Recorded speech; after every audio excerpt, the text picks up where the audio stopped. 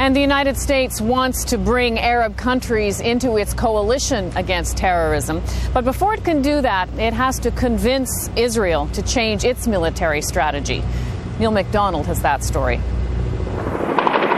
Israeli forces invaded Ramallah last night and shelled a suburb of Bethlehem.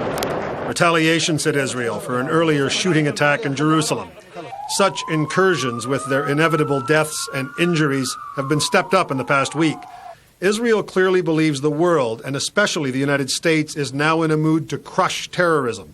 And to the Israelis, that means the Palestinian Authority.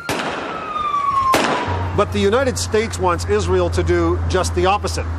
In a recent phone call, President Bush asked Israeli Prime Minister Ariel Sharon to sit down with Yasser Arafat and negotiate a ceasefire right now. The U.S. wants Arab states in the coalition it's building, and that requires calming the situation here. Israel said no, not now. Sharon told the Knesset today that Yasser Arafat triggers terror, that he practically invented airline hijacking, and that even talking to him now might legitimize him.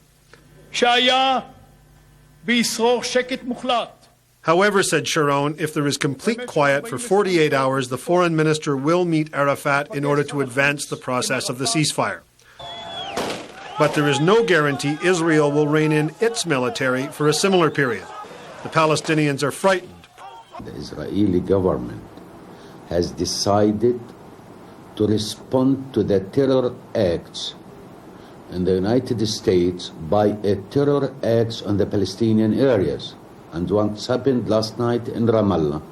Logic might indeed dictate that this is the time to talk, says this left-leaning Israeli analyst. But so we know exactly how it feels, and we know the feeling of wanting to get back at the bastards.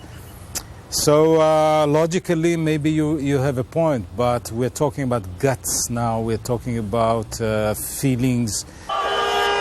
And Israel says it is confounded by any plan to include certain Arab states in the American coalition against terrorism.